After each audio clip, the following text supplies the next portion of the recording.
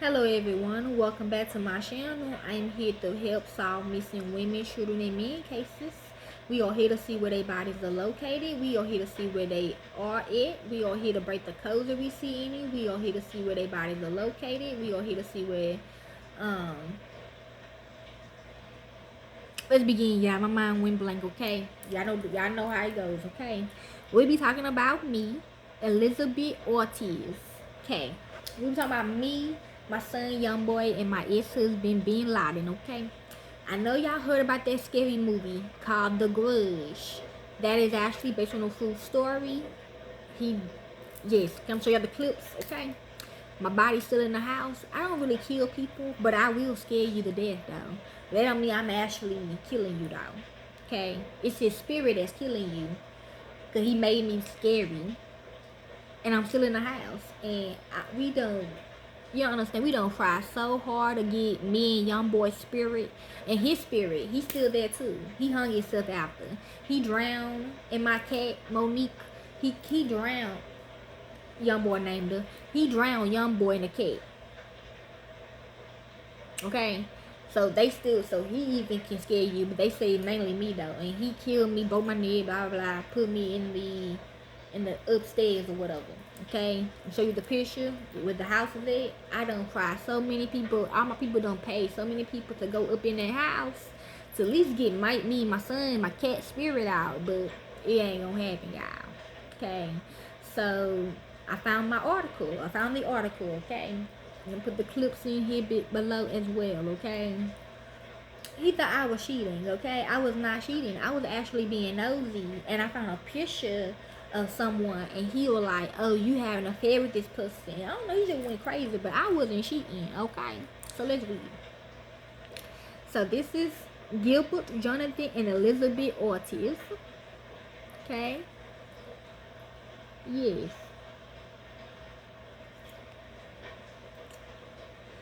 Real name Elizabeth Fontes Ortiz, Fuentes, Ortiz, Ortiz. Alice's none known. Wanted for attempted murder / abduction. Missing since March the 17th, 1992. Details. Okay, this is about him, okay? But yeah, this is the case. On the afternoon of March the 11th, 1992, paramedics were dispatched to an emergency at the Toys R Us toy store in Redwood City, California. That's why they took it away. Anyways, inside, sprawled on a table in the employee's lunchroom, was 23-year-old Gilbert Ortiz. He was stretching profusely and experiencing severe convulsions. He managed to tell the medics that he had become ill after drinking a high-protein amino acid milkshake commonly used by bodybuilders to help them bulk up and strengthen muscle. He said that he had gotten the shake from a friend.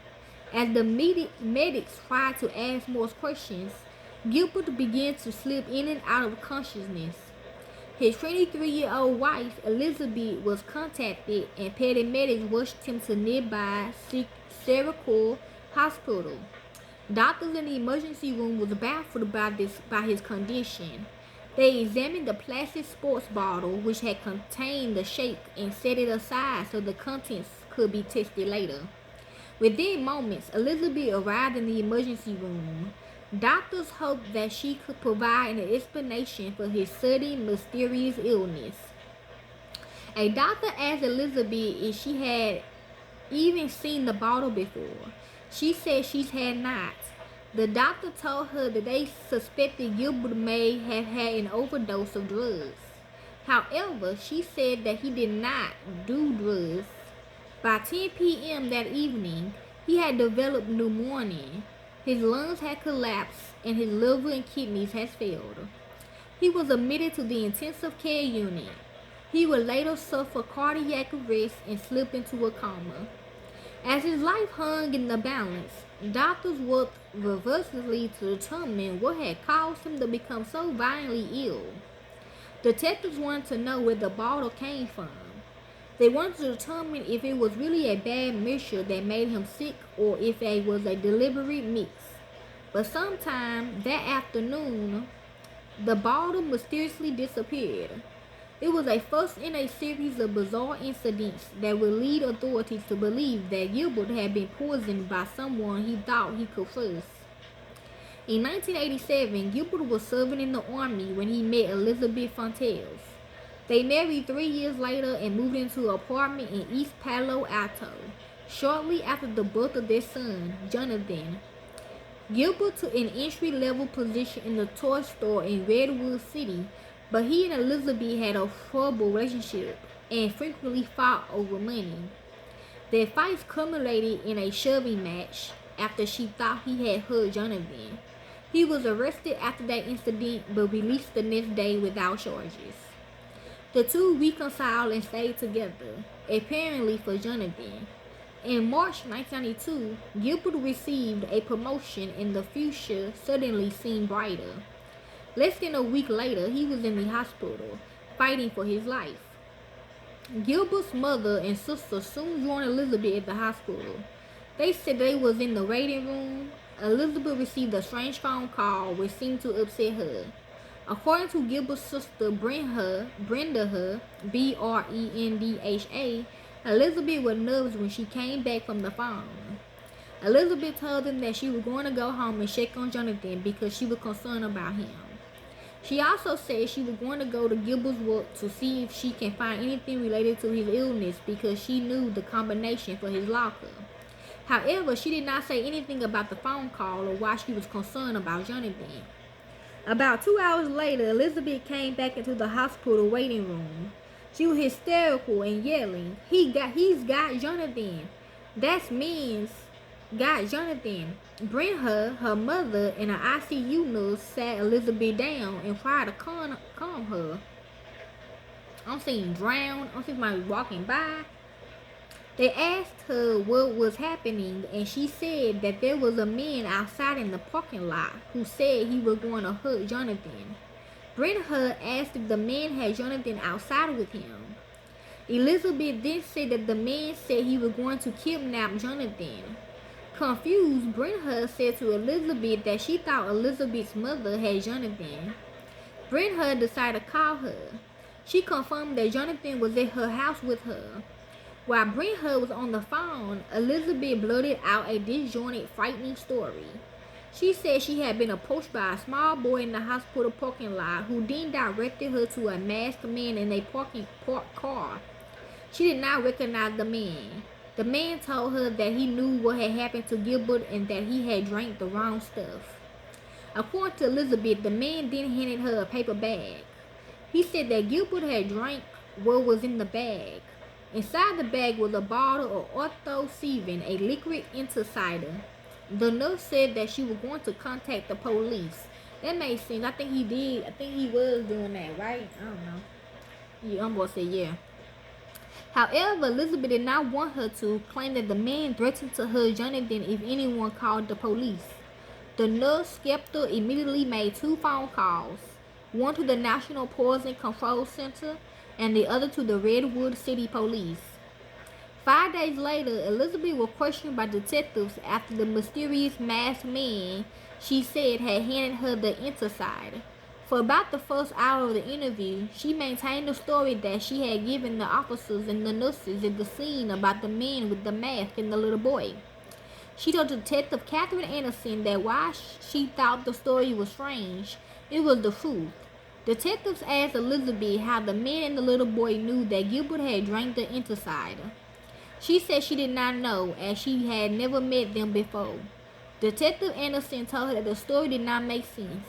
She and her partner decided to jam her by telling her certain things and seeing how she would react. They wanted it to seem like they knew more than they actually did. Detective Anderson told Elizabeth that there was a witness in the parking lot who did not see a masked man or a little boy. They only saw her. At that point, Elizabeth admitted that she had made up the story of the man and the boy.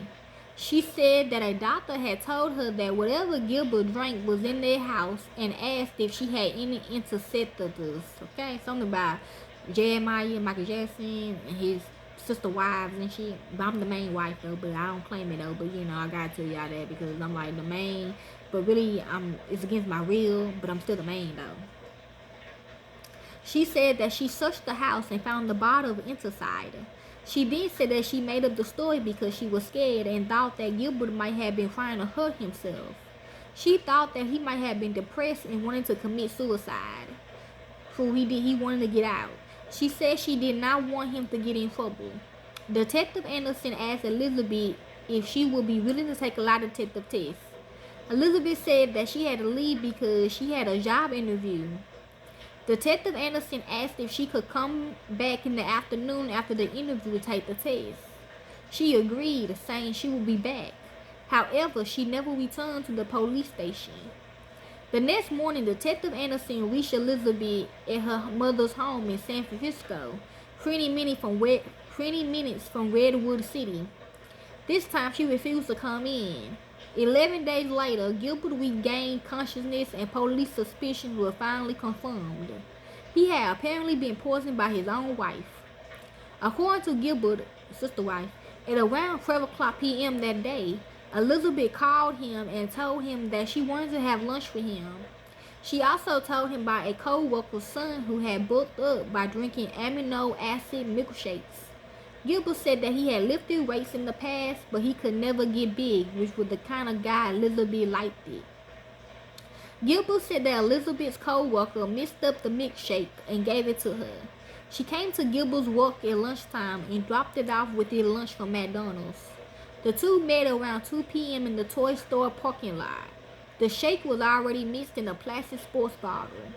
She said the co-worker told her that he should drink it before he ate anything. She said there were amino acids in it and that they would make him big.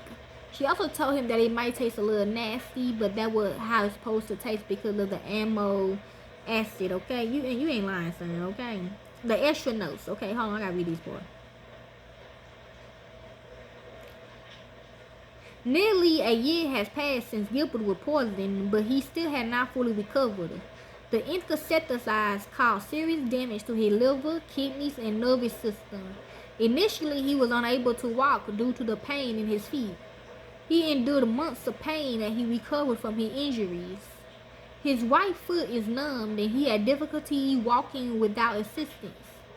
The tips of his fingers are also numbed and he cannot feel anything with them.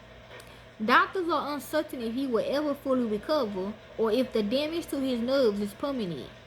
The damage to his body has also left him unable to work. Jonathan has not been seen since March 17, 1992. An arrest warrant had been issued for Elizabeth Fontes Ortiz, the charge, attempted murder with a special consideration for torture. Extra notes.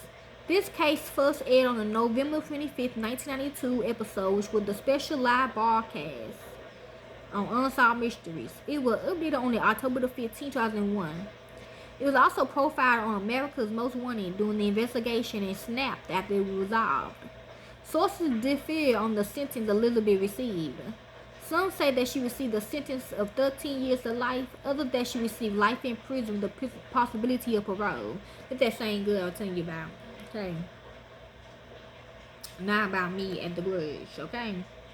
Results captured after following thousands of tips with possible sightings of Elizabeth, mostly in Mexico. On March 14, 2000, former detective, now Sergeant Catherine Anderson, finally received a phone call from FBI agent. Thanks to tips from viewers America's Most Wanted, Elizabeth was arrested by the FBI at her home in La Barca near Guadalajara, Mexico. She was using the name Rosa Israel Negrete. However, when she was arrested, she was by herself. The FBI continued to search for Jonathan in the area that Elizabeth had been arrested in. Okay, so that's basically it. If you like to help with this case, y'all can. I don't do it for the fame of the money. I do because it's what I love to do. To the real families of these victims, corporate America will set y'all up. Okay, thank you. Peace. Be safe. I'll be back after I cook. No more to do.